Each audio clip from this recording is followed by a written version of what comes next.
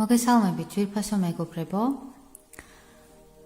დღეს მინდოდა რომ რაიმე განსხვავებული და საჭირო ტექნიკა შემომეთავაზებინა თქვენთვის და როგორც ხედავთ გამოსახულებაზე დღეს მინდა ვისაუბრო შინაგანი ბავშვის თემაზე. თუ ვინ არის შინაგანი ბავშვი და რაში მდგომარეობს ამ კონცეფციის არსი. მივცემთ მედიტაციის კონკრეტული მოკლე სესიის სახეს თუ როგორ დავუკავშირდეთ ჩვენს შინაგან ბავშვს. მნიშვნელოვანია რომ გავიაზროთ რომ ადამიანის ბუნებრივი მდგომარეობაა, როდესაც გული სავსეა სიყვარულით და სინათლით. იმდენად სავსეა რომ ეს სიყვარული და სინათლე გადმოედინება გულიდან ყოველი ჩასუნთქვისას და ამოსუნთქვისას. მაგრამ ახლა დაფიქრდით, რამდენი ჩვენგანი არის ამ მდგომარეობაში, ან ამ მდგომარეობასთან ახლოს მაინც. ამ მდგომარეობას იმდენად დავშორდით, რომ გულის სივრცეში მხოლოდ სიცარიელის გრძნობა გვაქვს. ეხლა რას იწვევს ეს პრობლემა თვითონ? როდესაც ჩვენი გული ცარიელია და როცა არ ვართ ამ სიყვარულის, უპირობო სიყვარულის მდგომარეობაში, როცა არ ვიცით, როგორ შევავსოთ იგი შიგნიდან, საკუთარი ჩვენივე სიყვარულით, ერთადერთი იზღა გვრჩება, რომ მისი შევსება დავიწყოთ გარედან. სწორედ ამითაა გამოწვეული არაჯანსაღი დამოკიდებულება და მიჯაჭვულობები, რითაც ვცდილობთ ამ სიცარიელის გარედან შევსებას. მიჯაჭვულობებზე და არაჯანსაღ დამოკიდებულებებზე ხშირად ვსაუბრობთ ხოლმე. რაც შეიძლება იყოს როგორც ადამიანზე მიჯაჭვულობა, ისე რაღაცა კონკრეტულ ქიმიურ სუბსტანციაზე, ან საგნებზე. არა აქვს ამას არსებითი მნიშვნელობა. შეიძლება იყოს ეს როგორც ალკოჰოლი, ისე ნარკოტიკები, ასევე ყავა შეიძლება იყოს, ადამიანთან ურთიერთობა, სხვადასხვა აზარტული თამაშები და ასე შემდეგ. ნებისმიერი რამ შეიძლება გახდეს დამოკიდებულების და მიჯაჭვულობის საგანი, რისი მეშვეობითაც ამ სიცარიელის ამოვსებას ვცდილობთ.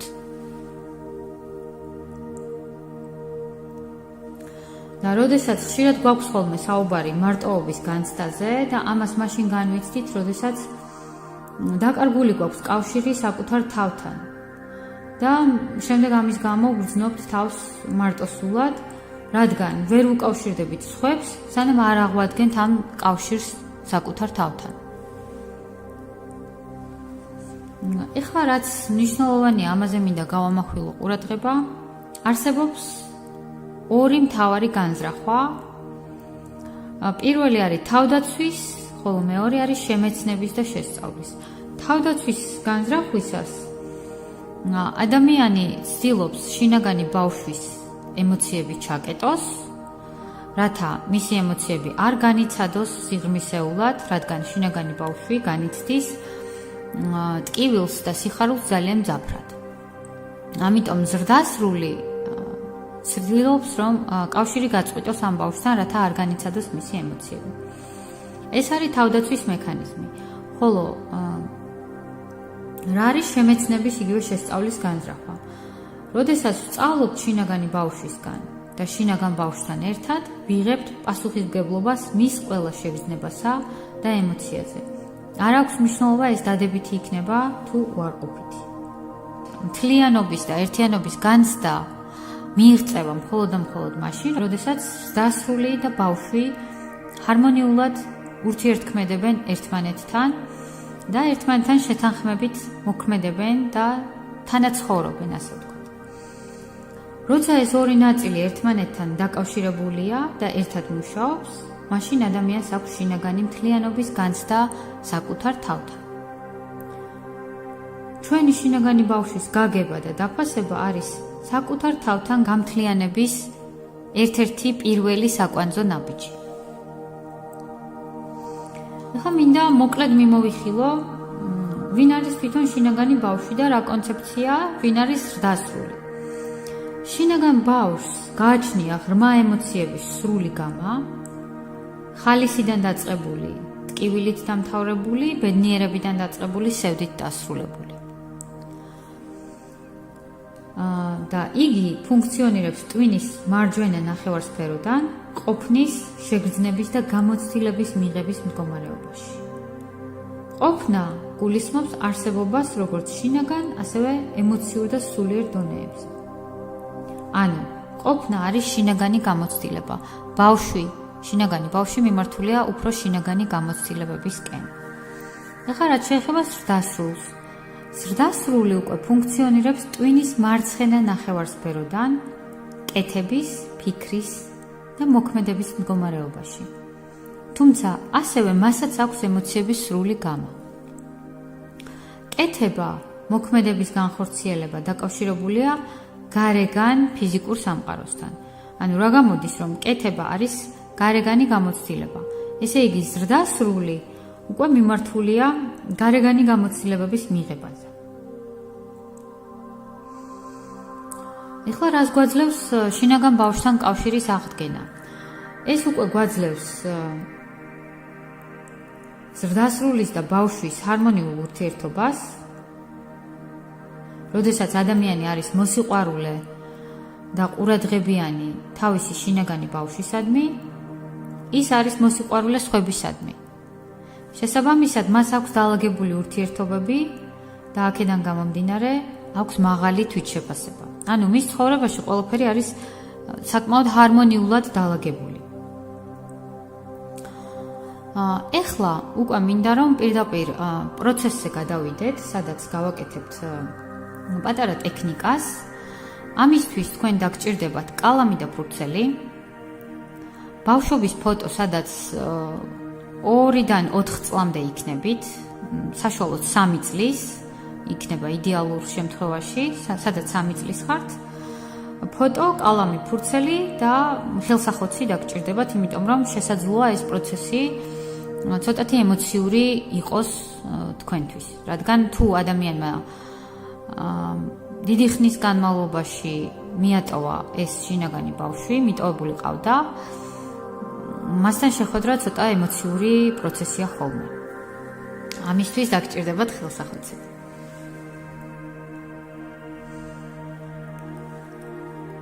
ყველა ადამიანს შესაძლოა ჰქონდეს ბავშვობის ტრამვა, დაწყებული როცა საუკეთესო მეგობარმა მიატოვა, დამთავრებული ფიზიკური ან ემოციური ძალადობა უფროსების მხრიდან. ეს ტექნიკა, ეხლა რასაც გავაკეთებთ, ეხმარება ადამიანს ასეთი პატარ-პატარა ტრამვების აღმოჩენასა და მათ მოშუშებაში. თავიანთი შიშების, ფობიების ან დაუცველობის გრძნობის მიზეზის დადგენაში. თუ ახლა მოიმარჯვეთ და მოიმარაგეთ ის ყველაფერი, რაზეც წეღან ვისაუბრეთ, ბავშვობის ფოტო, კალამი და ფურცელი და ხელსახოცი, გადავიდეთ პირდაპირ პროცესზე.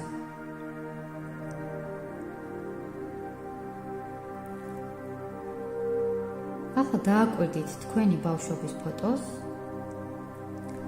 რამდენიმე წუთი თვალს მოუაშორებთ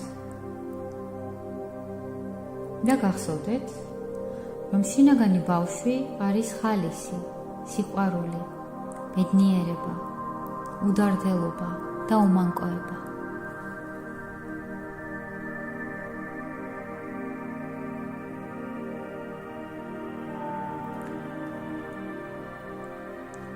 შეგიძლიათ მოიმარჯვოთ კალამი და ფურცელი და თქვენი არადომინანტი ხელით, ანუ თუ მარჯვენა ხელით წერთ ჩვეულებრივ, ახლა უნდა ჩაიწეროთ მარცხენა ხელით, თუ ცაცია ხართ, შეგიძლიათ მარჯვენა ხელით დაწეროთ. ჩაიწეროთ ფურცელზე, როდესაც თქვენს თავს უყურებთ ბავშვობაში, 2-3 წლის ასაკში, თქვენ მიერ შერჩეულ ფოტოზე. რა ფიქრები მოგდით თავში, რა ემოციები გაქვთ და რა პასუხებს გაძლევთ თქვენი შინაგანი ბავშვი. არის რაიმე, რასაც ის გეუბნებათ. ამისთვის გაქვთ 15 წუთი, შეგიძლიათ შეაჩეროთ ეს ვიდეო და 15 წუთის განმავლობაში არადომინანტი ხელით ჩაიწეროთ. რა ფიქრები მოგდით თავში, რა ემოციები გაქვთ და რა პასუხებს გაძლევთ თქვენი შინაგანი ბავშვი.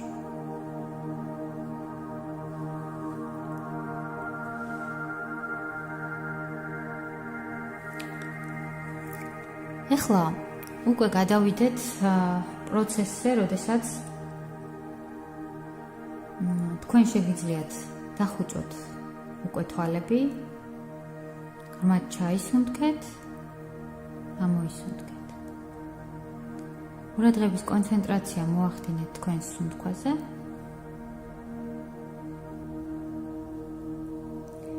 და წარმოიდგინეთ და დაინახეთ თქვენი შინაგანი ბავშვი, რომელიც ლაღი, დაცული, შვიდი და ბედნიერია. თამაშობს მეგობრებთან ერთად. თავისუფლად დარბის, ცეკვავს, ან ლექვს ეთამაშება. მწვანე ბალახზე კუნტრუშებს. სიხარულით იცინის. თქვენ ამ ყველაფერს შორი ახლოს მდგარი უყურებთ და თვალს ადევნებთ თქვენ შინაგან ბავშვს.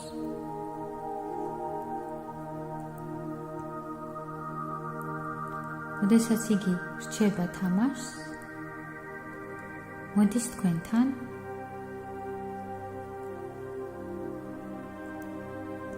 დგება თქვენს წინ, თქვენ დაიხარეთ მის სიმაღლემდე, იგი მოდის და გულითადად გეხუტებათ.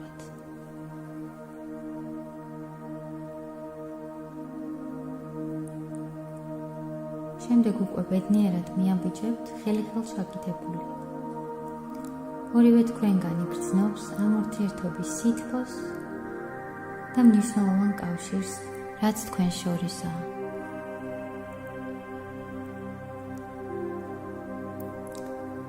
ახლა ისევ დაიხარეთ მის სიმაღლემდე და უთხარით. ბოდიში მოუხადეთ, რომ ხშირად ტოვებდით და ვერ იცლიდით მისთვის. ბოდიში მოუხადეთ, რომ არ აძლევდით გამოხატვის საშუალებას, არ უთმობდით დროს და დიდი ხნის განმავლობაში მიტოვებული გყავდოთ. ახლა კი ჩაეხუტეთ მას.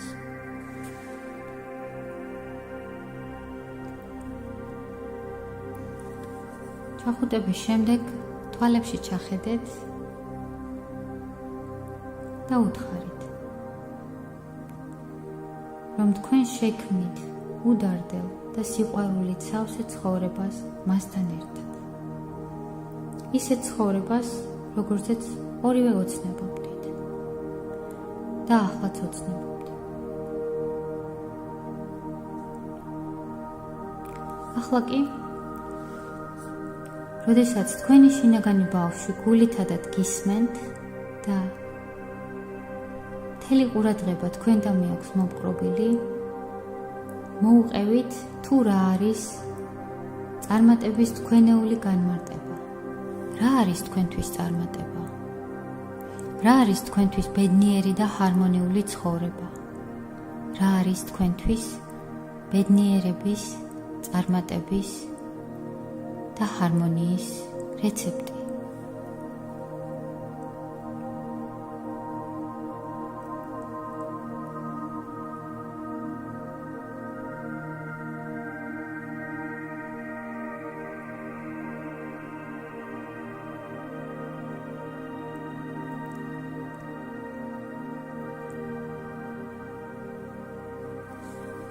იმის შემდეგ, რაც დაასრულებთ თქვენი წარმატების რეცეპტის გაზიარებას თქვენი შინაგანი ბავშვისთვის, შეეკითხეთ მას.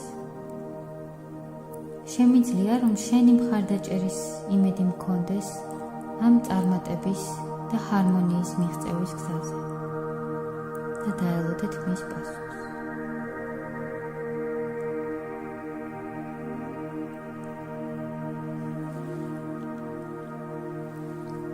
რა არის შინაგანი ბავშვის პასუხი? რა მესიჯებს გიზიარებთ?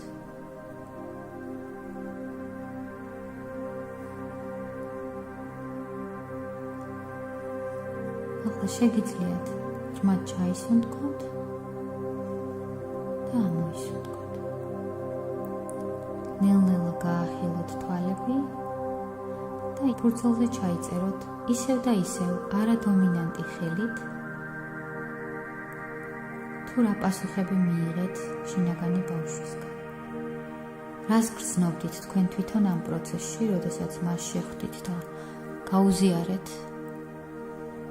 თქვენი წარმატების და ჰარმონიის რეცეპტი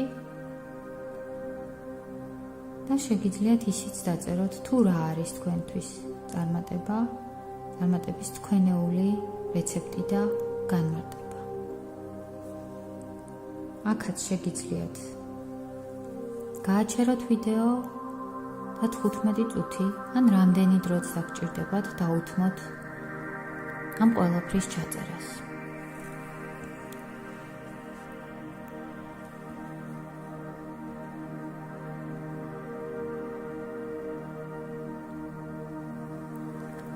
ახლა კი, როდესაც თქვენ უკვე გაქვთ ჯანსაღი ურთიერთობა თქვენ შინაგან ბავშვთან და გაქვთ მისი მხარდაჭერა თქვენი წარმატების და ბედნიერების მიღწევის გზაზე,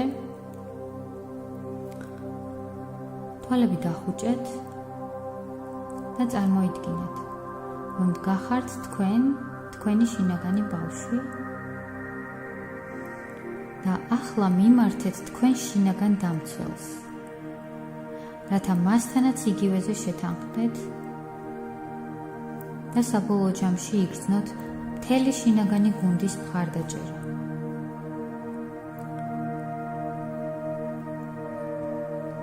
შინაგანი ბავშვი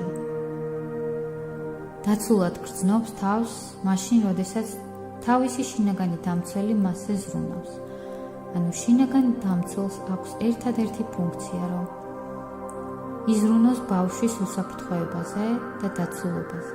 ასევე მას შეუქმნას თბილი და სიყვარულით სავსე გარემო. შინაგანი დამცველი შეიძლება იყოს ნებისმიერი ვინმე ან რამე. რაც პირველი მოგივათ თავში, ეს იქნება სწორი პასუხი. ახლა, როდესაც სამივენი ერთად ხართ, თქვენი შინაგანი ბავშვი და შინაგანი დამცველი, კითხეთ შინაგან დამცველს. შემიძლია შენი მხარდაჭერის იმედი მქონდეს ჩემეული წარმატების მიღწევის გზაზე. იქნები ჩემს გუნდში.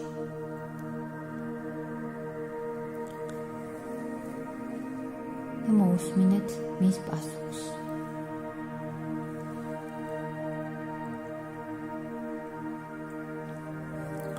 იმის შემდეგ, რაც დაასრულებთ ამ საუბარს,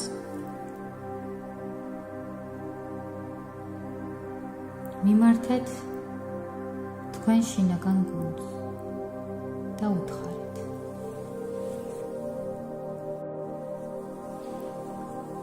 მე ვიღებ პასუხისმგებლობას ჩემს ფიქრებზე, რადგან ისინი ხდებიან ჩემი ქმედებები.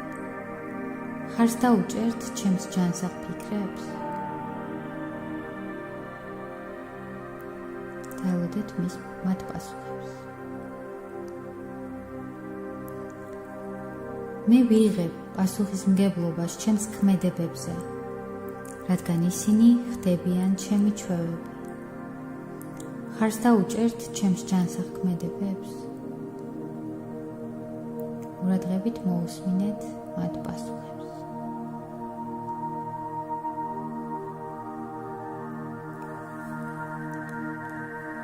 მე ვიღებ პასუხისმგებლობას ჩემს ყოველდღიურ ჩვევებზე, რადგან ისინი ხდებიან ჩემი თვითხატი, თუ როგორ ვხედავ ჩემს თავს. ხარს დაუჭერთ ჩემს ჯანსაღ ჩვევებს?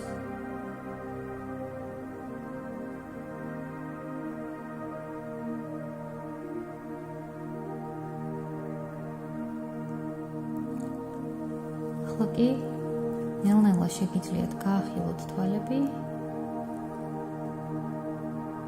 და მათი პასუხები ჩაიწეროთ უკვე დომინანტი ხელით.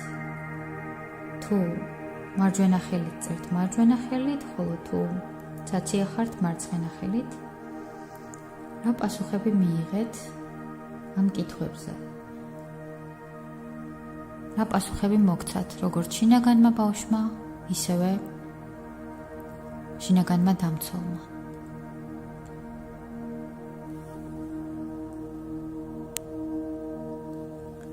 მადლობას გიხდით ყურადღებისთვის და დროებით გემშვიდობებით. ვიმედოვნებ, რომ ეს ტექნიკა გამოგადგებათ და თქვენი ცხოვრება გახდება უფრო ბედნიერი, უფრო წარმატებული, თქვენი გული კი იქნება სიყვარულით, სიკეთით და სინათლით სავსე. მადლობა.